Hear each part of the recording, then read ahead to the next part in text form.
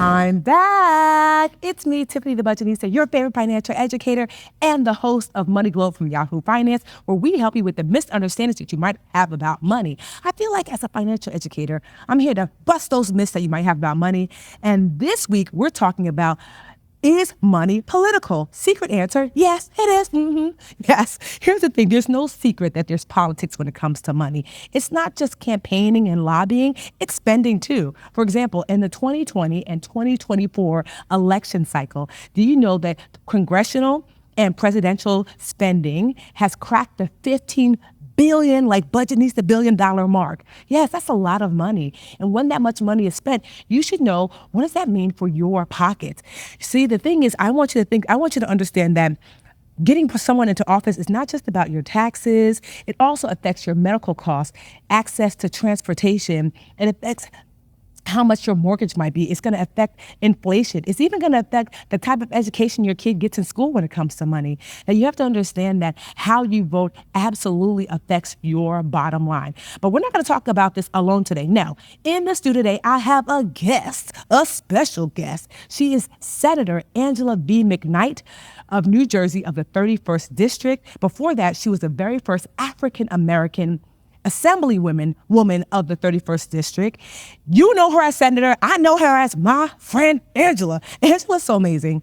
Angela is the CEO and founder of Angela Cares, which is a nonprofit. Angela has helped to get laws passed that affects the elderly, that affects students, that affects caregivers, that affects the way we wear our hair. She's an amazing and one of the most successful law passers and makers in the state of New Jersey. That's why I wanted her to come in the studio today, because I need you to understand that money is political and you do have a say and you have more power than you think. We're going to take it and learn about it today. So be on your best behavior for the senator, okay? Welcome to the studio, Angela. Welcome to the studio, Angela. Thank you, Tiff. How are you? Oh, I call you Angela, but it's Senator V. McKnight if you're nasty. Okay. First of all, it's so crazy that we've known each other for, oh my gosh, so many years, probably over 15 years. Yes, it's been a long time. A long time. And when I knew you, you know, you were Angela, and then you went to Assemblywoman, and now you are Senator. Yes, I'm still Angela, though. So I have you in the studio today because we're going to talk about why is money inherently political, and how can you vote your way to a better bank account? Voting has a huge impact on your bank account. For example, the minimum wage. The federal minimum wage is $7.25. Okay. And the state of New Jersey, because I'm from the state of New Jersey, we passed legislation, and as of now, minimum wage in New Jersey is $15.13. Wow. So that is because elected officials did that. Wow. So the elected officials who did that, they had people vote for them. Yeah. So when you're a voter and you're voting for people who want to see you grow, who want to see your bank account grow, that's how the minimum wage goes up. So for example, the student loan forgiveness program. And I'm so happy to say that I am a recipient of the student loan forgiveness program. So that money that I no longer have to pay, even though I was trying to find how to pay it, I have diverted that, or part of that, to paying more of my mortgage and also saving. So that student loan forgiveness, that came from elected officials, government. Okay. So they are allowing you, because you can't, some people don't have enough money to pay those student loans, right? Yeah. So you are robbing to pay Peter to Paul, pay Paul, yeah. And now you have your loan been forgiven. Now you're able to say, okay, I had a couple of dollars left. Now I can put that into an emergency fund, or I can put that into buying just food. Just food. And I can save that because maybe I want to purchase a home. Yeah. Or maybe I can pay my daughter's tuition, right? So that affects your bank account. Are there like some subtle ways that people wouldn't realize, like, I never thought about that this could affect? For example, I remember when I had posted about my home being undervalued. And you saw that post. And by then we'd already gotten a law passed together. We'll talk about that in a minute. And you called me and you're like, I saw your post. And I was like, yeah, it's not like I could write a law about it. And you were like, why not? And so these are kind of the subtle ways. Can you kind of share like what you meant by that? So for those who don't know, that unfortunately Black and brown homes are undervalued, especially Black Americans, at a rate that costs billions of dollars of wealth to the Black community. Yes. You know, when you think about the racial wealth gap, this is one of the cornerstones of that your home value is undervalued in ways on purpose, if we're being honest. And so you and I talked about, ways so in what ways can politics help with something like that? That it might seem like, well, what does that have to do with politics? Well, when I saw the post, I immediately called you. I'm like, Tiffany, what happened? I said, why didn't you call me? You have me in your back pocket in a good way. Yes, I was going to say, hold on now. I'm trying to go to jail. No, we're doing things legal. I'm like, Tiffany, I can do legislation to combat that. So we did legislation to ding the appraisers who move forward and devalue your home. Did that pass? It didn't pass. Okay, I was like, hold on. No, it didn't. Not a second law for me.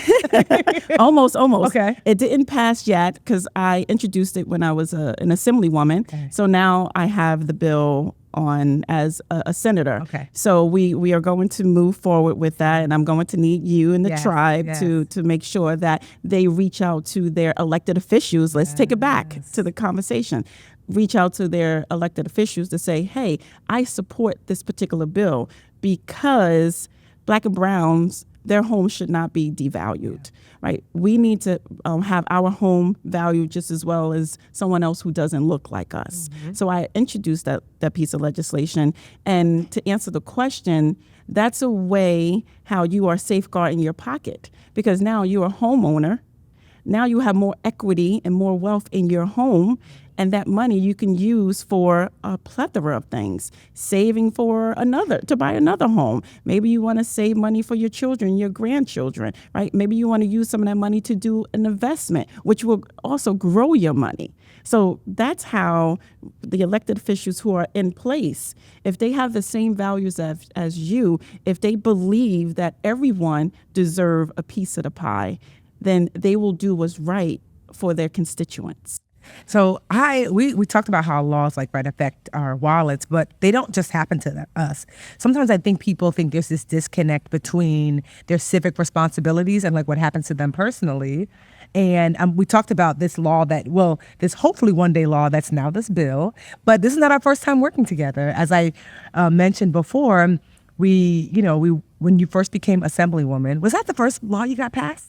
No, it wasn't the first one I got passed, but it was the and so it was big. the one. So we like to call it the Budgetnista law by me. But it's really called A1414. So boring.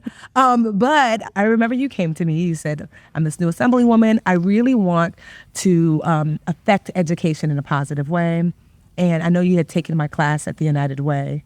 And you had asked me, what's in place in New Jersey for financial education. And I knew that there were some things in place for high school, but I told you that as a former preschool teacher that I believe there should be some things in place for younger kids. And we started working on something for younger kids and middle school kids. And then January 2019, we were able to get the Budgetnista law passed. Can you kind of walk us through, what does that look like? So if I didn't know you, but I said, you know what? As a former teacher, I want to get financial education mandated in New Jersey. So what would somebody do? Because people ask all the time. Yes. So can we just do a little civics lesson? Yes, what that looks will do. First of all, you don't have to know me. Okay. To get my assistance, Okay. right? And the state of New Jersey, and I'll talk about because that's where I live, there are about 9.3 million people, right? There are 80 state legislators, assembly members, and then there are 40 senators. So I'm one of the 40. There's 120 of us. So when I came to you, we had that great meeting at Starbucks many years ago. We're going to insert picture. I have the picture. Oh, yeah. Yes. And I brought it to your attention, and you were like, yes, this is what we need to do. And then we had further conversations with some other expert matters, right? And we talked about, yes, it should not be it should not be a standalone class. It needs to be infused inside of different subjects, such as reading, right? How to read a checkbook, right? Writing, how to write out a check, right? So it was infused. So we did the piece of legislation to have financial literacy taught in the middle schools, 6th, 7th, and 8th grade, based on their grade level, right? So we got the piece of legislation, and then it had to go through committee. So each legislation has to go through a committee on the assembly side as well as the Senate side. So committees are a subset of assembly members and senators who go through the bills and, pass them or not pass them. Okay. But it has to pass on both the assembly side and the Senate side. Like the precursor before the precursor, okay. Yes. And then after that, it has to go to the full floor vote. So on the assembly side, we needed 40 votes. Right? Because 41 votes, because there are 80 members. So we need 41 votes. It's the House Assembly? This is the House Assembly. Okay. So the Assembly side, we needed 41 votes so that it can pass. And then on the Senate side, we needed 21 votes because there are 40 members, so half plus one, 21 votes. Now, the bill has to pass on the Assembly side and the Senate side identical.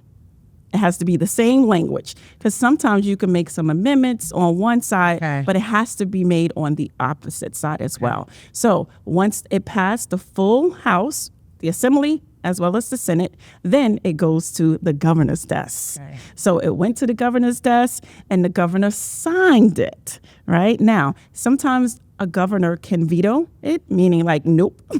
They can conditional veto it. Maybe they want something added, or they can, actually sign it or not even sign it. But this particular bill got signed into law. Yes. So it was the law of the land. Yeah. And then I believe the following full school year, it was implemented. Oh my gosh, Angela, hold that thought. We're going to take a quick break. But you, the listener, stay right here because you're going to want to hear what Angela has to say next. We're going to be right back after we pay some bills.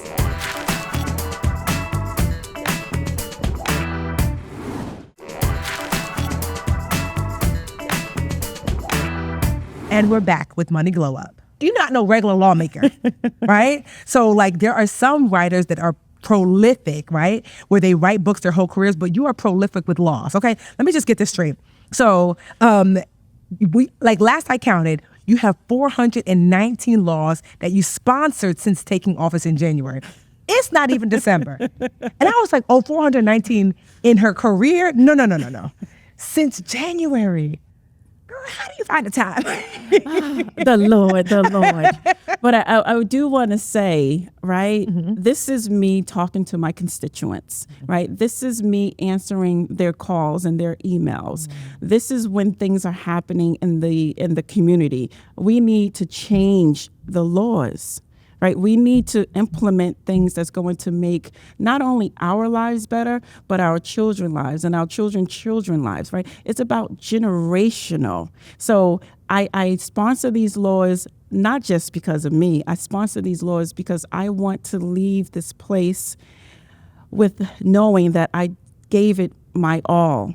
I want to leave a footprint that in years and years to come, that the laws that I've done has changed a life, like the financial literacy law, right? There's so many kids and so many parents, because when those kids go home, that, Ma, I need you to help me with this. Let me tell you about this and let me tell you about that. So we're bringing that back into their homes. So to bring it back to the question, now the families are learning more about financial literacy because they have to be engaged because their children are engaged. So they're going to start making changes in their checkbook. They're going to start making changes of how they interact with money, how they talk about money. Because I know I didn't talk about money in my household like that, right? My mom was struggling to make ends meet. But now, thanks to you, right? Thanks to you, my credit score is over 800. Okay. That's because of you. Wow. My mortgage has gone down drastically.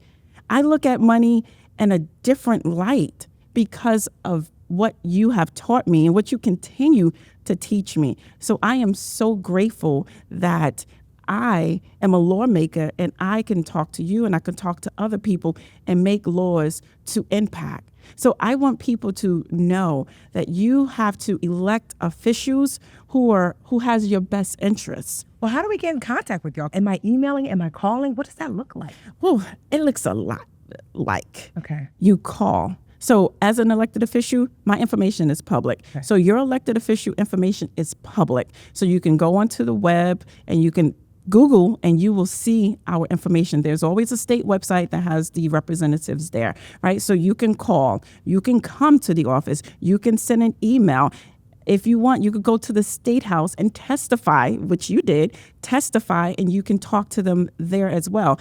At events, when you know that they're going to be at events, you go up to them and you say, hi, my name is such and such. You represent me. I would like to have a meeting with you. Wow. I would like to set up a meeting with you to talk about this issue or to talk about that issue.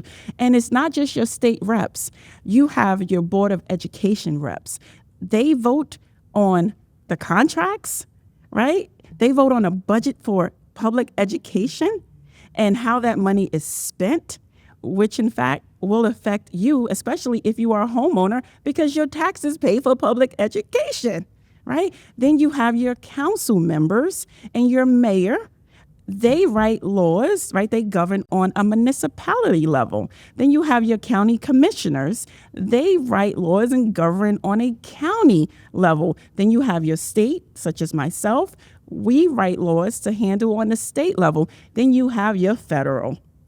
Your federal handle laws from a federal level. So there are multiple levels of government, and you should know each and every one of your representative who represents you. I love that. Roll up on them. Okay. So the thing is, there's no way for you to be as successful as you are without like a lot of bipartisan effort, right? With everything being so divisive right now, what is your intentional approach? Because I saw that even with the bill, right? That like when you had people on both sides of the aisle. So how have you been able to maintain that? Like, First of all, you have to be you, right?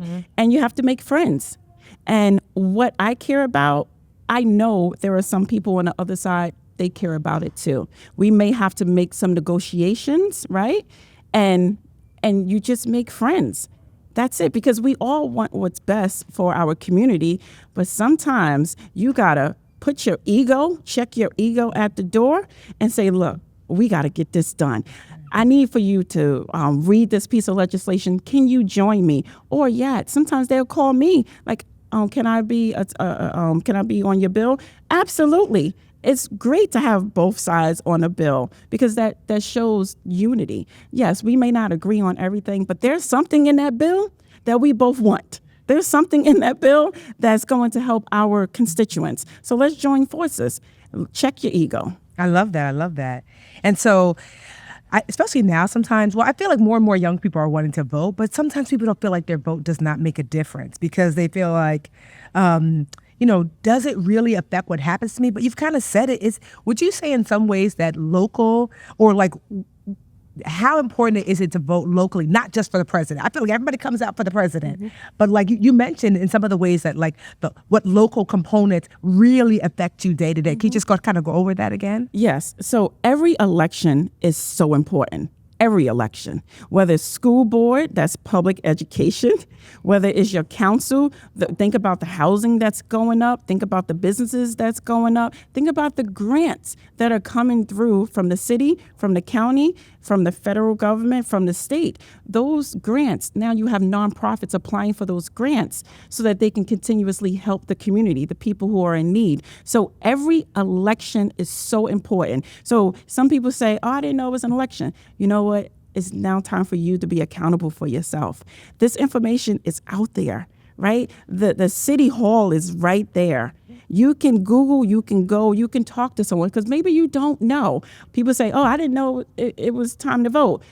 Are you looking to check to see when it's time to vote? Because that information is out there. So you have to do a little bit of homework, and you got to do some research to be engaged. And your vote matters from the city level all the way up to the federal level. Okay. So beyond voting, this is my last question for you, Senator. Beyond voting, what are some other things people can do to participate in politics? You know, because you are kind of like, I call you like the accidental lawmaker. And so like, could they run for office? Like, what are some other things people can do? Yes, people can run for office, right? First, find out what office you would like to run for, right?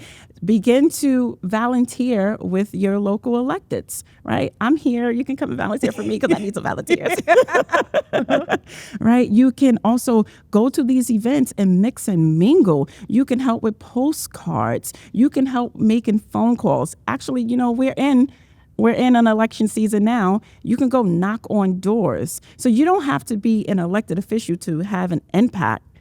So you can run for office, or you can help someone who's already in office. And if you feel that person isn't doing what he or she's supposed to be doing because you're around them and you see their legislation, you see what they're doing in the community, and you don't like it, it's time to hold them accountable. Okay. And don't vote for them. Because their policies are there, and you can actually see what they have done and what they're doing and what they're talking about. We can talk all day, but look, what you said, I have over 400. You can see I'm working, right? And also I have a platform, and I show I'm out here working. So if you don't see your elected official, the only time you see your elected official is when it's time to ask for a vote. Come on now. It's time for you to hold them accountable. I love that. And if you want to step into the game, then step into it. I love that. See, this is what I'm talking about. This is why we do the money glow up over here. So y'all already know that it's not just enough for you to hear the lessons. You know, you have to step into after school. You know, I want you to really here's the key takeaways that I've heard. You let me know if I'm right. So some of the core takeaways that I took away today is that, one, that your vote can, and it really does affect your bank account. Whether from how much your house costs, whether it's like your elected school officials that will dictate how much if you're a homeowner, how much your taxes cost, which go to schools. You know, it could be something like, you know, you're voting a law into place, financial education like I have, that your vote does actually affect your bottom line. Second thing that I've really been able to take away is that you can participate in politics beyond just voting. Yes. You know, and that you can roll up on your officials, right? You can literally meet them at an event, email them, call them, reach out to them, and that they literally work for you. And so you don't just have to vote. You can ask them to do things as it benefits you and the community. And third, that even beyond voting, you can step into the political game yourself. Yes. If you find that your politicians are really not aligned with your values and the values of the people in your neighborhood and your community, you know, you could step up even further and join the ranks and say, like Angela, because Angela, what'd you do before you were Assemblywoman? Well, I'm still doing it. I run a nonprofit. Well, yeah, exactly. Right? She was a nonprofit founder and CEO. And so you can step in and decide, you know what, I'm actually going to be even more hands-on. So did I get it right? Yes, you did. The teacher in me is like, 1, 2, 3. What did we learn? I know, you was taking notes. Mental notes. So we're going to say thank you so much to Senator Angela V. McKnight. And thank you for joining us as you always do. And remember, if you need any sort of financial handholding, head on over to getgoodwithmoney.com. And you know, I am always here every single Thursday, 12 p.m. Eastern Standard Time. This is Money Glow Up from Yahoo Finance with me, Tiffany the Budgetnista. I'm the Budgetnista on all the platforms, child. Okay? And don't forget, you can make a difference in politics beyond the vote. And it does affect your bottom line. Until next week, bye. This content was not intended to be financial advice and should not be used as a substitute for professional financial services.